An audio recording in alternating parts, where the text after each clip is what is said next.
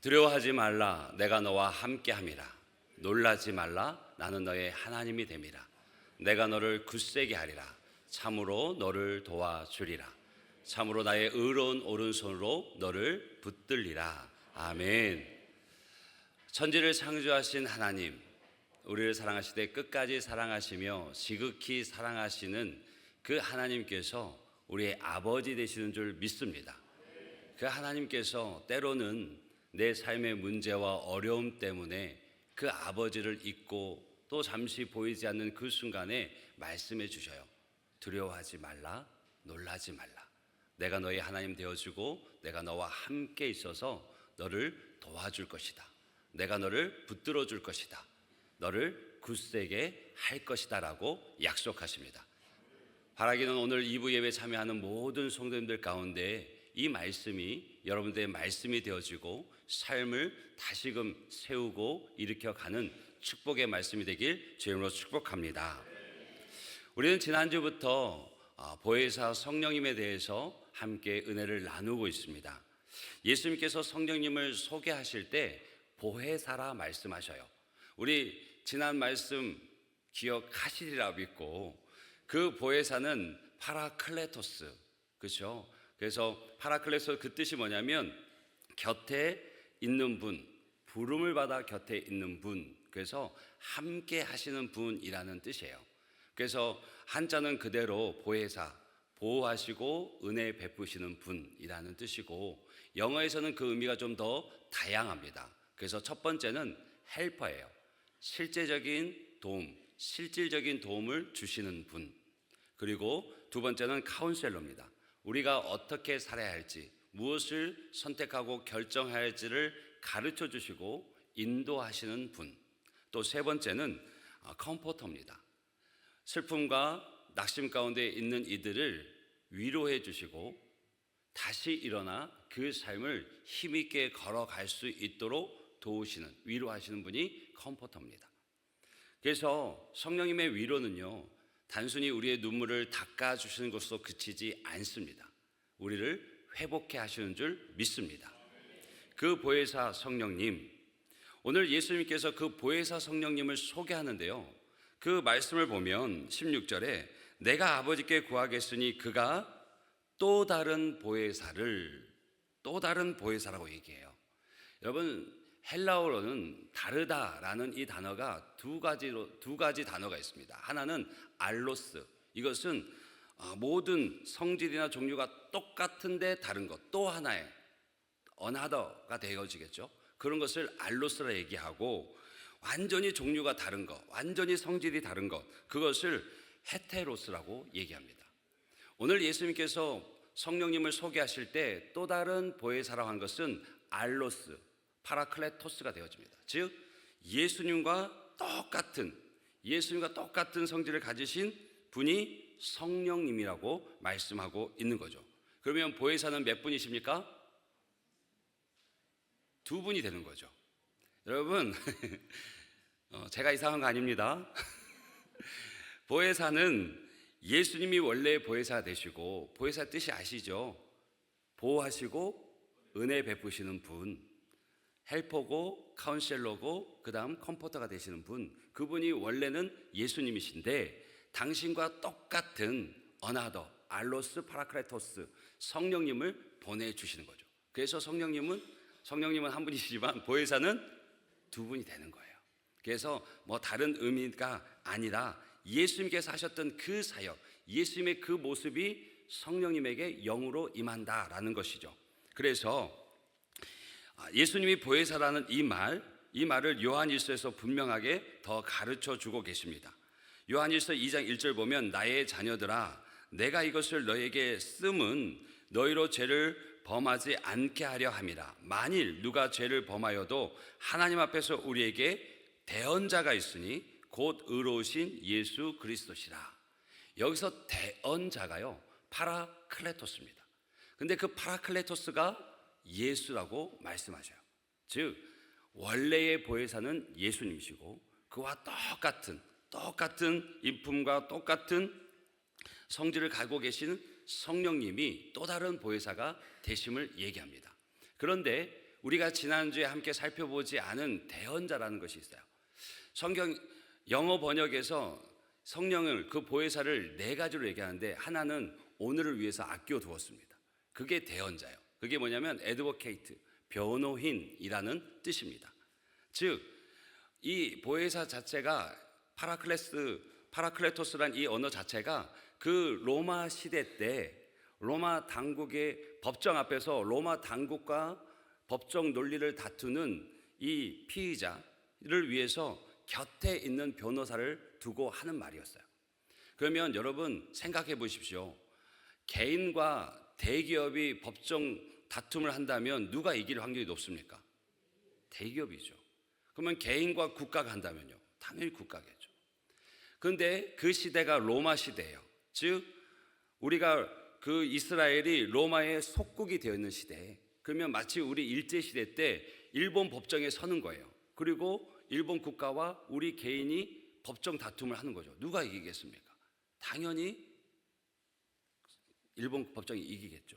그런데 그때 그 연약한 한 사람을 위해서 곁에서 가까이서 변호해주는, 그것은 단순히 법적인 논리만 싸우는 것이 아니라 그를 위해서 희생하기까지 그를 돕고 그를 위해 싸워주는 분, 그를 보호해주는 분, 그것이 이 애드보케이트, 보혜사의 원뜻이 되어집니다.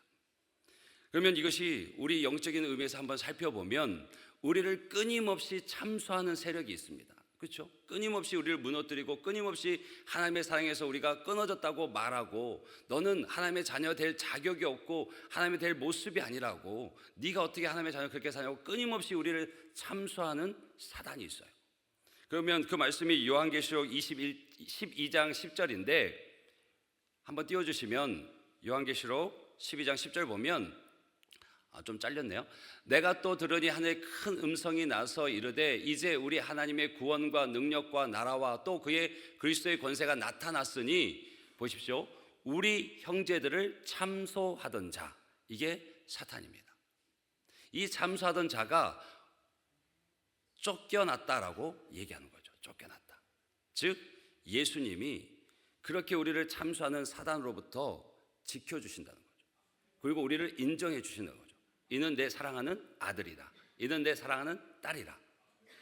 사단이나 예수님이나 누구에게 이 법정 가운데 서 있습니까? 하나님 앞에 서 있는 거죠. 이것이 애드보케이트, 보혜사의 원뜻이고, 그의 모든 사역들이 헬퍼가 되어지고 또 카운셀러가 되어지고 컴포터가 되어지는 거죠. 그러면 이 보혜사는 원래는 예수님이십니다. 그리고 또 다른 보혜사가 성령님이신 거죠. 그래서 보혜사는 두 분이십니다. 우리를 위해서, 우리를 대신해서 우리의 대언자가 되어주시고 우리를 돕는 분 되신 분이 보혜사이신 것입니다. 그런데 오늘 요한복음 13장에서 17장은요 좀 의미가 다릅니다.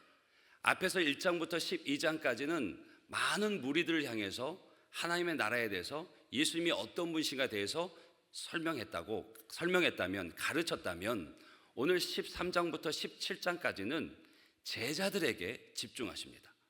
왜 그러냐면 13장 1절 보면 이제 예수님께서 이 땅을 떠나실 때가 된 거예요. 이 땅에 오신 목적을 이루실 때가 된 거죠. 즉 십자가에 달려 죽으실 때가 이른 것을 아셨어요. 그래서 3년 동안 동고동락했던 제자들을 불러 모으십니다. 그래서 그들에게 집중적으로 고별 담아 유언과 같은 말씀을 남겨주시는데, 이들이 어떤 두려움에 쌓였냐면 예수님이 사라지는 것, 눈에서 보이지 않게 되는 것, 예수님이 떠나가게 되는 것, 그것에 대한 두려움과 염려로 가득했던 거예요. 그도 그럴 것이 3년 동안 예수님만 보고 따랐고 모든 삶을 버려둔 채 주님만 따랐는데 그 예수님이 눈앞에서 사라진다 하니, 또 그들이 보게 될 광경은 그 예수님이 너무나 힘없이 그 시대의 가장 중한 죄인이 지는 십자가에 달려 죽어가시는 그 모습을 볼 때 이 제자들에게 찾아올 두려움과 염려를 주님은 아시는 거죠. 그러면서 말씀하시는 거예요. 내가 떠나지만 걱정하지 마. 또 다른 보혜사, 나와 똑같은 성령이 너와 함께 하실 거야. 너희들의 인생의 길에 함께 하실 거야 라고 말씀을 하셔요. 예수님은요 이것을 어디까지 얘기하시냐면, 오히려 내가 떠나는 것이 너희들에게 더 유익이다 라고 말씀하십니다. 왜요? 예수님이 이 땅에 오실 때 육신의 옷을 입고 오십니다. 그래서 시간, 공간 그 제약을 받으실 수밖에 없어요. 그런데 성령님은 영으로 각 사람의 마음 가운데 임하시기 때문에 시간과 공간의 제약을 받지 않으십니다. 그렇기에 당신이 떠나는 것이 도리어 너희에게는 유익이다라고 말씀하시기까지 이 보혜사 성령님을 소개하면서 이 성령을 받으라고 말씀하고 계신 거죠. 바라기는 저와 여러분은 그 예수님께서 명하신 성령이 우리 안에 계신 줄 믿습니다. 그 성령과 동행하시는 줄 믿습니다. 그래서 그 성령님과 걸어가는 그 길에 주님 주시는 기쁨을 누리는 모든 성도님들 되시길 주의 이름으로 축복합니다. 오늘 본문에서는요, 이 성령님을 또 다르게 표현합니다. 진리의 영이라고 표현하십니다. 그렇다면 진리가 무엇일까? 여러분, 진리가 무엇이죠? 진리는요, 상황과 시간, 시대가 바뀌어도 변하지 않는 절대적인 기준, 절대적인 가치가 진리입니다. 여러분, 변하면요, 진리가 아니에요. 그러면 세상에 변하지 않는 그런 진리가 있을까요? 없습니다. 하나도 없습니다. 사람들의 생각도 변하고요, 가치관도 변하고요, 옳고 그름의 기준도 변합니다. 그런데 절대 변하지 않는 것 하나 있습니다. 뭘까요? 성경, 하나님의 말씀입니다. 이사야서 40장 8절 말씀 보면 우리 한번 같이 읽어보겠습니다. 풀은 마르고 꽃은 시드나 우리 하나님의 말씀은 영원히 서리라. 아멘. 아멘. 여러분, 이 무더위에 꽃이 마르고 시들고 마르는 것 흔히 보실 수 있죠. 세상의 모든 것들은 그렇게 마르고 흘러갑니다. 시듭니다. 그런데 하나님의 말씀은 영원히 섭니다. 믿으십니까? 마태복음 5장 18절 보면 한번 이것도 같이 읽겠습니다. 진실로 너희에게 이르노니 천지가 없어지기 전에는 율법의 1.1획도 결코 없어지지 아니하고 다 이루리라. 아멘. 아멘이시죠? 여러분, 천지가 없어지기 전에는 이 하나님의 말씀 율법이 1.1획도 없어지지 아니하고 다 이루신다 약속하십니다. 믿으시죠? 그것이 믿음입니다. 여러분, 하나님의 말씀만이 진리이신 줄 믿습니다. 그러면 그 진리인 하나님의 말씀을, 이 진리의 영은 무엇을 하시느냐? 바로 그 말씀을 깨달아 알게 하시는 거죠. 그리고 그 말씀을 따라 살아가게 하십니다. 그 과정 속에서 우리의 생각과 가치관도 변하지 않는 기준, 변하지 않는 그 절대적인 가치에 고정해서 변화되게 하십니다. 여러분, 우리는 살아가면서요, 누구나 자신만의 기준을 가지고 살아갑니다. 왜요? 살아온 환경이 다르고 경험이 다르고 배운 것이 다르기 때문에 각자만의 기준을 가지고 살아가요. 그래서 자녀를 양육할 때도 자신의 삶을 계획하고 그 삶을 살아갈 때도 자신만의 기준이 있습니다. 그런데 문제는 내 기준이 하나님의 기준과 같지 않을 때가 있다는 거죠. 사도행전 10장에 보면 베드로가 나옵니다. 베드로가 꼭 그런 사람이었거든요. 베드로는 예수님의 수제자였습니다. 그리고 사도행전 10장이면 베드로는 성령의 충만함을 입은 사람이었고 복음을 증거하는 사람이었는데 여전히 그에게는 깨어지지 않는 자기만의 기준이 있었습니다. 그것이 무엇이었냐면 베드로는 유대인이었습니다.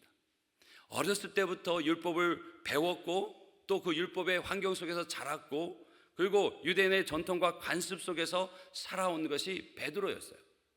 그래서요, 그 마음속에는 아주 강한 고정관념이 있습니다. 편견이 있어요. 그것이 무엇이었냐면 유대인은 깨끗하고 이방인은 부정하다는 거예요. 단순히 개인적인 생각이 아니라 그들 민족이 같이 공유하고 있는 매우 상식적인 모습이었죠.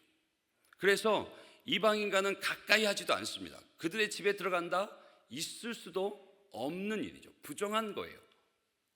그런데 어느 날 하나님께서 베드로에게 환상을 보여주십니다. 큰 보자기가 하늘에서 내려오는데 그것이 펼쳐지니 이 유대인들이 부정하다고 생각하는 동물들이 거기 있는 거예요. 그리고선 주님이 그걸 보여주시면서 말씀하세요. 베드로야, 잡아먹어라. 그러니까 베드로가 깜짝 놀랍니다. 아니 주님, 그럴 수 없습니다. 저렇게 속되고 깨끗하지 않은 것을 저는 이제까지 결코 먹은 적이 없습니다. 그렇게 얘기해요. 그랬더니 주님이 또 얘기하셔요. 내가 깨끗하다고 한 것을 너는 왜 속되다고 말하느냐? 그러지 말아라라고 얘기해요. 3번 같은 대화를 이루어 가시면서 주님께서 말씀하시죠. 여러분, 이 말씀은 단순히 음식에 관한 이야기가 아니죠. 베드로의 잘못된 생각 그리고 편견을 깨뜨리기 위해서 보여주셨던 환상입니다. 바로 그때 고넬료가 보낸 사람들이 베드로를 찾아옵니다. 고넬료라는 사람은 그 당시 로마의 백부장입니다. 군대 지휘관이에요. 한 지역을 다스리는 사람이죠. 그리고 유대인의 눈에 보기에는 이방인입니다. 그리고 지금 그들이 자신의 민족과 나라를 다스리고 있으니 감정이 좋지 않겠죠. 그런데 그들이 찾아옵니다. 베드로의 기준대로라면 만날 수 없는 사람, 상종할 수 없는 사람, 그들이 찾아와서 부탁합니다. 고넬료 집으로 오시라고. 근데요, 주님께서, 성령님께서 말씀하세요. 본문을 보면 성령님께서 말씀하셨다고 정확하게 나옵니다. 뭐라 얘기하냐면 의심하지 말고 함께 가라. 의심하지 말고 함께 가라. 그래서 베드로가 그들과 함께 갑니다. 근데 그 시대에 고넬료가요, 백부장이지만, 로마의 백부장이지만 예수님에 대해서 알고 예수님을 믿고 경건한 삶을 살았던 이예요. 그에게도 하나님이 말씀하셔서 그 믿음의 깊이를 더해가고 복음을 들려주시기 위해서 베드로에게 사람을 보내라고, 그래서 그를 요청하라고, 청하라고 말씀을 하신 거였어요. 이 두 사건이 같이 일어나면서 만나게 되어진 거죠. 베드로가 고넬료 집에 갑니다. 가서 복음을 전하는데 성령이 임하시는 것을 경험합니다. 그때 베드로가 깨어집니다. 하나님의 사랑이 유대인들에게만 향한 사랑이 아니구나. 성령이 유대인들에게만 임하는 것이 아니라 모든 민족, 모든 열방, 모든 이들에게 열린 하나님의 은혜의 선물이라는 것을 깨닫게 되어집니다. 여러분, 베드로의 생각이 바뀝니다. 판단 기준이 바뀌어져요. 그동안 진리처럼 믿었던 자신의 기준을 내려놓습니다. 그리고 하나님의 기준을 받아들이게 됩니다. 성령님께서 하시는 일은요, 우리의 생각의 틀을 바꾸십니다. 우리가 세상을 바라보는 관점을 바꾸십니다. 우리 인생의 목적까지도 바꾸십니다.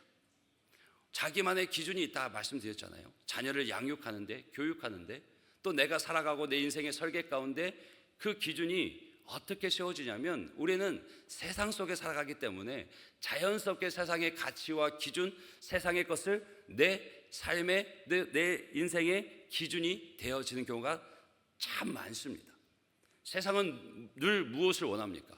더 많이 벌라고, 더 많이 가지라고, 더 높이 올라가라고, 더 강해지라고 얘기합니다. 그래서 끊임없이 채근하죠. 그래서 조금만 돌아보면 우리 자녀가 너무 뒤처지는 거 아닌가? 우리 자녀 이렇게 놔둬도 되나? 우리 자녀 이 시간 교회 가도 되나? 우리 자녀 이 시간 다른 큐티 해도 되냐? 그 시간에 영어 해야 되는데, 그 시간에 수학 해야 되는데, 그 시간에 예청이라도 하나 더 해야 되는데, 그렇게 생각해야 돼요. 내가 지금 교회 가서 이렇게 시간 보내도 되나?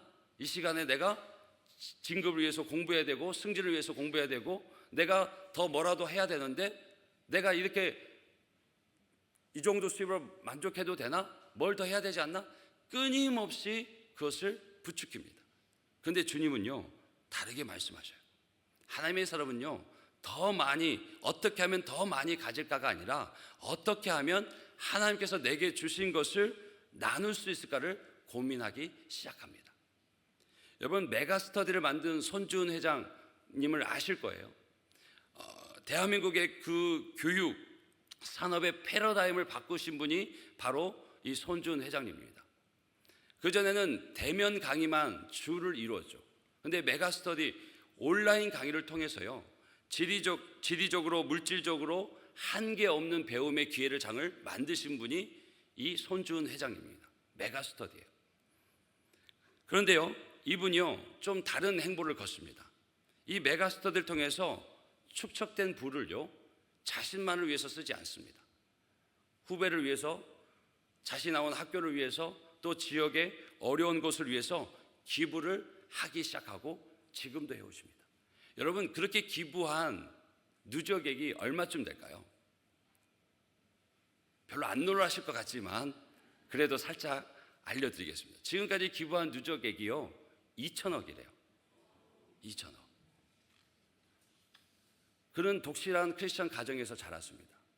부모로부터 그 교육을, 신앙의 교육을 받았죠. 그런데 그가 삶으로, 눈으로 보고 배운 그 삶의 뿌리가 되어진 분이 누구였냐면 할머니셨어요. 할머니가요 어릴 적부터 그 눈에 보이는 것은 본인은 그냥 된장국에 밥 호로록 먹어 치우는데 남을 돕고 섬기는 일에는 진심이셨던 거예요. 그것이 어린 눈에 보여졌고 커가면서 신앙의 가정 안에서 자라면서 남을 먼저 생각하는 습관이 몸에 배어지게 됩니다. 그래서요 그가 기업의 경영 원칙과 그 기부의 철학이 그 안에 담겨지게 되어집니다. 그래서 메가스타들 처음 만들 때 고민하면서 머리 맞대면서 만든 슬로건이 무엇이냐면 공부해서 남주자. 공부해서 남주자. 그리고 손 회장님은요 언제부턴가 나눔을 실천하자는 말 대신에 이렇게 말씀하신대요. 호구가 되자. 어떤 의미인지 아시죠? 호구가 되자. 그러면서 그가 고백하신 게 뭐냐면 받은 만큼 돌려주는 게 아니라 더 많이 나누는 사람이 되고 싶습니다라고 고백을 해요. 여러분 한동대 아시죠? 한동대를 설립했던 고 김용길 총장님, 그의 평생의 교육 철학이면서 한동대의 슬로건 역시 뭐죠? 공부해서 남주자. 여러분 김용길 총장님은 정말 지성인 중에 지성인이고 나사에서 일할 만큼 출중한 과학자였어요. 그리고 그는 철저하게 무신론자였습니다. 그런데 결혼으로 인해서 교회를 나가기 시작해요. 아시죠? 남자들 이해하실 거예요. 가정의 평화를 위해서. 가정의 평화를 위해서 교회를 나가줍니다. 그런데 그렇게 교회를 나가주다 보니 궁금하기 시작하는 거예요. 호기심이 생기는 거죠. 도대체 이 성경이 뭔지, 그리고 예수님이 누군지 궁금하기 시작해져요. 그러면서 조금씩 성경을 읽어갑니다. 신앙서적도 함께 읽어갑니다. 그리고 비로소 그가 알게 되죠. 내가 누구인지. 내가 하나님 앞에서 얼마나 큰 죄인인지를 깨닫게 되어집니다. 그리고 하나님이 어떤 분이시고 예수님이 누구신지, 그리고 그분들이 나와 무슨 상관이 있는지를 깨닫게 되어집니다. 그리고 과학자로서 성경을 읽는데 도무지 풀리지 않는 불가사의가 있는 거예요. 그게 뭐였냐면 예수님 출생의 비밀. 여러분 아십니까? 예수님이 출생의 비밀이 있으세요. 저처럼 다리 밑에서 주워오신 게 아니고요.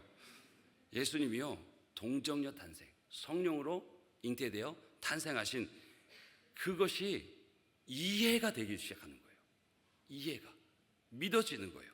그러면서 그 순간을 그가 뭐라고 고백했냐면 이전에 경험해보지 못한 전혀 새로운 경험이었다라고 고백합니다.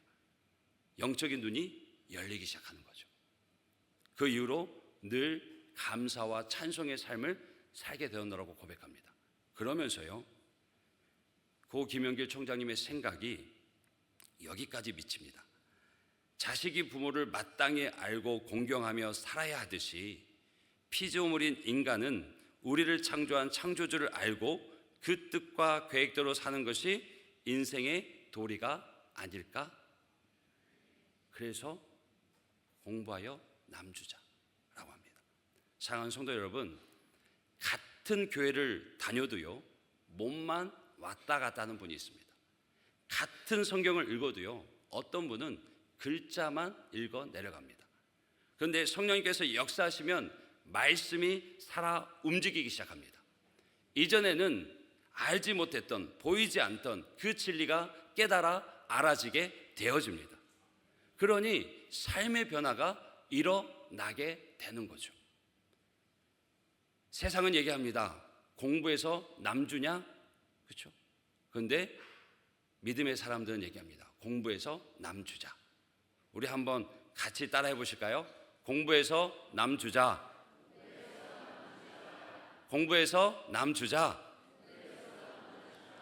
이제는 조금 믿음과 결단이 필요한데요. 계속 따라해 보세요. 돈 벌어서 남주자. 은혜 받아서 남주자. 할렐루야. 그렇죠. 그리스도인은 자신의 이익을 구하는 자기 중심적인 그 삶에서 벗어나서 조건 없는 사랑과 희생으로 이웃을 섬기셨던, 나를 섬기셨던 그 예수님, 그 모범을 따라 살아가는 삶입니다. 그래서요, 예수님께서 보여주신 대로, 예수님께서 살아가신 대로 타인을 목적으로 하는 삶을 살게 되어주는 거죠. 그렇게 성령님은 우리의 생각과 또 우리의 마음을 변화시켜서 하나님의 사람으로 빚어 가십니다. 바라기는 저와 여러분이 시간이 더해가고 해가 거듭될수록 우리의 삶을 통해서 그 예수님이 더 선명히 보여지는 그리스도인 되시길 주의 이름으로 축복합니다. 오늘 우리가 성령님께 대한 이 짧은 본문에서 한 가지 더 주목할 것이 있는데 16절 하반절에 보면 영원토록 너희와 함께 있게 하신다 얘기해요. 또 17절 하반절 보면 그는 너희와 함께 거하시며 또 너희 속에 계시겠음이라 라고 얘기하죠. 또 다른 보혜사 성령님을 보내주시고 그가 진리의 영으로서 우리와 함께 하시고 우리 가운데 거하신다고, 영원히 거하신다고 얘기해요. 이것을 신학적으로는 성령님의 내주하심이라고 얘기합니다. 원래 보혜사이신 예수님이 이제 제자들을 떠나지만 또 다른 보혜사인 성령님을 영원토록 우리 가운데 내주하게 하신다는 거죠. 그래서 17절에 보면 너희와 함께 거하시며, 이 말씀은 성령님께서 교회 공동체 가운데 임재하신다는 뜻입니다. 뒤에 너희 속에 계시며, 이것은 각 성도 안에 내주하신다는 뜻입니다. 여기서 거하신다, 계신다, 이것은 단순히 어떤 장소에 머무신다는 뜻의 의미를 훨씬 넘어섭니다. 매우 깊고 친밀한 인격적인 관계를 나타내는 표현이 거하신다, 계신다라는 뜻이에요. 여러분, 세상에 아무리 가까운 관계도요, 부부만큼 가까운 관계는 없습니다. 부부는요, 한 몸이 될 때 영적으로, 정신적으로, 육적으로 하나 되어지는 관계죠. 이와 같이 성령님께서 우리와 깊고 친밀한 관계를 맺으신다는 뜻입니다. 이게 얼마나 큰 위로입니까? 여러분, 사람은요, 지금 내 앞에서 곧 죽겠다고 하는 그 사람도요, 다 떠납니다. 배우자도 떠나고요, 부모도 떠나고요, 자식도 떠나고요, 친구도 떠납니다. 그런데 성령님은 결코 떠나지 않으십니다. 우리가 믿음이 좋을 때 그때만 함께 하시는 것이 아니에요. 우리가 컨디션 좋을 때 그때만 곁에 계신 게 아니에요.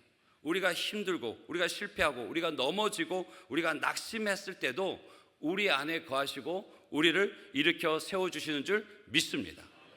그래서 예수님은 성령님을 영원토록 함께 하시는 보혜사라고 소개하시는 거죠. 그러면 영원토록 함께 하시는 그 보혜사 성령님께서 우리 인생 가운데 어떤 일을 하실까? 많은 일도 하지만 그 중에 가장 중요한 일이 무엇일까? 무엇일까요? 그것은요, 예수님을 알게 하는 것입니다. 요한복음 15장 26절 보면 내가 아버지께로부터 너희에게 보낼 보혜사 곧 아버지께로부터 나오시는 진리의 성령이 오실 때에 그가, 그 진리의 성령이 누구를요? 나를, 예수를 증언하신다 얘기해요. 또 말씀하셨어요. 요한복음 14장 26절 보면 우리 한번 같이 읽어볼까요? 시작. 보혜사 곧 아버지께서 내 이름으로 보내실 성령, 그가 너희에게 모든 것을 가르치고 내가 너에게 말한 모든 것을 생각나게 하리라. 아멘. 예수님께서 제자에게 말한 모든 것을 성령님께서 생각나게 하신대요. 말이 생각나는 건 그분이 생각나는 거죠. 성령님이 이 땅에서 우리와 함께 하시면서 하시는 가장 중요한 일은 예수님을 생각나게 하는 거예요. 예수님을 증언하시는 거죠. 그래서 성령님께서 우리 안에 역사하시면, 성령님께서 우리 안에 충만하시면 예수님이 더 크게 보입니다. 예수님이 누구신지 더 깊이 알게 되어지고 예수님의 말씀이 깨달아지게 되고 예수님을 더 사랑하게 되어집니다. 그래서 성령 받은 사람의 특징, 성령 충만한 사람의 특징은 예수님께 초점이 맞춰집니다. 여러분, 운전하다 보면 이렇게 앞에 차 앞유리에 김이 서릴 때가 있죠. 그러면 길도 흐릿해지고 안전하게 운행을 할 수가 없습니다. 그럼 여러분 어떻게 하십니까? 바로 에어컨 키시죠. 그러면 어떻게 돼요? 김이 금방 사라집니다. 시야가 선명해져요. 길이 잘 보입니다. 근데 그 길은요, 없던 길이 생긴 게 아니죠. 잘 안 보이던 길이 보이게 되는 거예요. 여러분, 사진 찍는 거 좋아하시는 분 많으시죠? 요즘 뭐 핸드폰으로 사진 작가와 같이 찍으시는데, 사진 찍을 때 가장 중요한 게 뭘까요? 초점을 잡는 겁니다. 제가 여러분 사진을 찍어요. 우리 성가대분들 좀 예쁘게 찍고 싶어 딱 찍었는데 초점이 뒤에 있어서 성가대분들은 흐릿하고 뒤에 계신 권사님, 집사님들이 선명해 보이면 잘 못 찍은 거죠. 뭘 얘기하고 싶냐면 신앙생활도 그렇습니다. 죄와 욕심, 거짓과 염려, 세상의 가치관이 우리의 마음을 가리고 있으면 예수님이 희미하게 보여집니다. 무엇이 중요한지, 어디를 향해 가야 하는지, 어떻게 살아야 하는지가 분명하지 않게 되어지는 거죠. 심지어 우리 현실이 하나님의 선하심을 부인하는 것처럼 보일 때도 있습니다. 문제는 해결되지 않은 채 여전히 그대로고 예상치 못한 고난과 어려움이 찾아올 때가 있습니다. 관계의 회복은 요원하고 삶의 문은 도무지 열리지 않을 것 같은 굳은 철문과 같을 때가 있습니다. 그 순간에도 보혜사 성령님은 우리와 함께 하십니다. 실질적인 도움을 주시는 분으로, 우리가 무엇을 택하고 어떤 길을 걸어야 할지를 안내해 주시고 인도하시는 분으로, 그 슬픔과 절망 가운데 우리의 눈물을 닦아주시고 다시 일어서 그 인생의 길을 힘있게 살아가도록 위로하시는 분으로, 또 영적으로 사단이 우리를 참수할 때 이는 내 사랑하는 아들이요 내 사랑하는 딸이라 변호하시고 그 삶을 지키시는 분으로 우리와 함께 하십니다. 여러분, 쉽지는 않습니다. 어렵지만 환경에, 감정에 모든 것을 빼앗기지 마십시오. 보이는 상황만으로 판단하지 마십시오. 보혜사 성령님을 의지하십시오.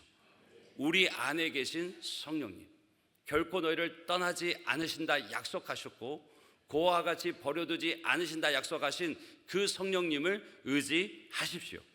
성령님께서 우리의 흐려진 영적 시야를 열어주실 것이고 예수님을 더 선명하게 보여주셔서 끝까지 그 믿음의 길을 걸어가게 하실 줄 믿습니다. 의인은 오직 믿음으로 말미암아 삽니다. 믿으십니까? 의인은 오직 믿음으로 말미암아 삽니다. 그래서 모든 믿는 자는 믿음의 주요 온전케 하신 예수 그리스도를 바라봐야 할 줄로 믿습니다. Fix your eyes on Jesus. 픽스가 무슨 뜻입니까? 마치 못을 박듯이 우리의 시선을 예수께 고정하라고 말씀하십니다. 성령께서 그 일을 행하시는데 우리가 그 성령님을 의지하고 예수께 우리의 시선을 고정하여서 온전히 주신 삶의 그 길 속에서 인도하시는 하나님을 바라보며 오늘도 또 주어진 모든 삶의 길도 주와 동행하는 저와 여러분이 되시길 주의 이름으로 축복합니다. 우리 이 시간 함께 찬양하면서 우리의 믿음을 주 앞에 올려드리고 우리의 삶의 간구를 주 앞에 드리도록 하겠습니다. 그 찬양의 가사 이렇습니다. 나의 가는 길 주님 인도하시네. 그는 보이지 않아도 날 위해 일하시네. 주 나의 인도자 항상 함께 하시네. 사랑과 힘 베푸시며 인도하시네. 그 하나님께서 그렇게 하나님을 신뢰하며 그 성령을 의지하며 나아갈 때 광야에 길을 내시고 사막에 강을 만드시는 분이 천지를 창조하신 우리 하나님, 우리 하늘 아버지신 줄 믿습니다. 그분만이 소망입니다. 그분만이 우리의 삶의 길을 여시고 인도하시는 줄 믿습니다. 우리 믿음으로 함께 고백합니다. 나의 가는 길.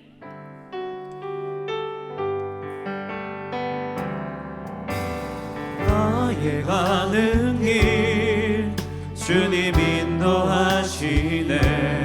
그는 보이지 않아도 날 위해 일하시네.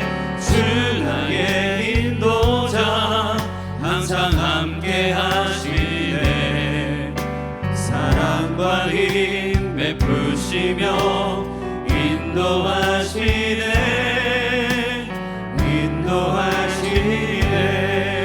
나의 가는 길, 나의 가는 길 여러분 믿음으로 고백하십시오. 그는 보이지 않아도 날 위해 일하십니다. 그분은 나의 인도자 되십니다. 보혜사 되십니다. 그래서 항상 함께 하시고 우리를 위하여서 사랑과 힘을 베푸십니다. 그렇게 우리를 인도하십니다. 그분을 의지하며 따를 때에 광야의 길을 만드시고 날 인도해. 사막의 강을 만드십니다.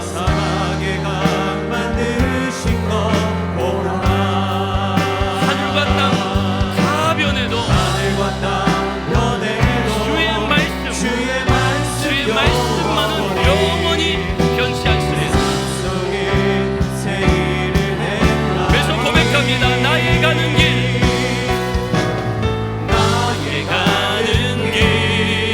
주님 인도하시네. 그는 보이지 않아도 날 위해 일하시네. 주 나의 인도자 항상 함께 하시네.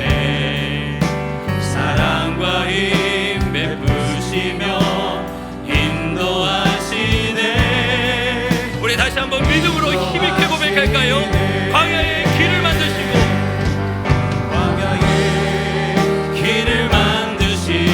날 인도해. 사막에 강 만드신 것 믿음으로 바라보고 우리의 삶의 현실로 보게 될 줄 믿습니다. 하늘과 땅 변해도 주의 말씀 영원히 내 삶 속에 새 일을 행하리. 나의 가는 길 주님 인도하십니다. 그분이 보혜사 되셔서 우리에게 실질적인 도움을 주시는 분이십니다. 우리의 삶의 결정, 우리의 삶의 길을 인도하시는 분, 우리의 슬픔의 눈물을 닦으시고 다시 회복시키시는 분, 사단의 참소에도 이는 내 사랑하는 아들이라 딸이라 나를 지키시고 보호하시는 그분이십니다.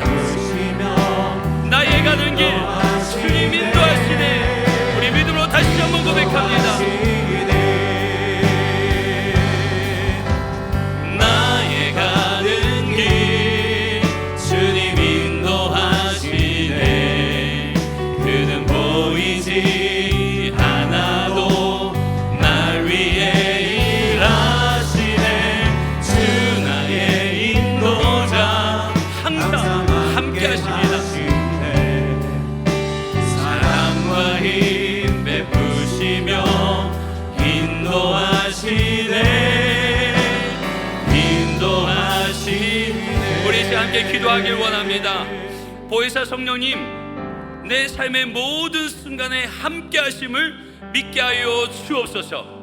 진리에 여기신 성령님께서 내 생각과 가치관을 하나님의 말씀으로 새롭게 하여 주시옵소서. 어떤 현실 속에서도 하나님의 선하심을 신뢰하게 하여 주옵소서라고 우리 주의 이름 한번 간절히 부르고 함께 기도하며 나가겠습니다. 주여, 살아계신 역사하시는 아버지 하나님, 오늘 온전히 주님을 신뢰하며 주께서 보내신 보혜사 성령님을 내 안에 계심을 확신하며 모든 순간 어떠한 자리에도 나와 함께 하시는 그분을 의지하며 나아가 오늘 나의 삶, 우리의 믿음의 길이 되게 하여 주옵소서. 외롭고 낙심되는 그 순간에도 나를 떠나지 않고 함께 하시는 성령님을 느끼게 하시고 주님의 도심을 의지하며 살아가는 우리가 되게 하여 주옵소서. 내 고집과 편견, 세상의 가치관을 내려놓게 하시고 하나님의 기준으로 생각하고 판단하여 순종하는 삶을 살게 하여 주옵소서. 내 현실이 내 하나님의 선하심을 부인하게 하는 그 순간에도 눈앞의 상황 때문에 어려움 때문에 낙심치 않게 하시고 성령께서 예수를 더욱 선명하게 보게 하여 주셔서 끝까지 믿음으로 걸어가게 하여 주옵소서. 의인은 오직 믿음으로 말미암아 살리라. 믿음의 주요 온전케 하신 예수를 바라보라. 주님, 내 안에 역사하여 주셔서 주님을 바라보게 하여 주셔서 문제보다 더 크신 하나님, 내 모든 아픔의 눈물을 닦으시고 새롭게 하신 주님을 보게 하여 주옵소서.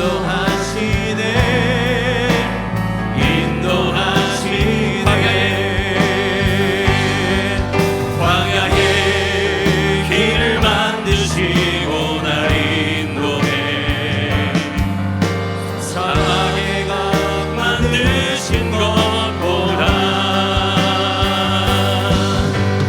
하늘과 땅 변해도 주의 말씀 영원히 내 삶 속에 새 일을 행하리. 나의 가는 길 주님 인도하시네. 그는 보이지 않아도 날 위해 일하시네. 주 나의 인도자 항상 함께 하시네. 사랑과 힘 베푸시며 인도하시네.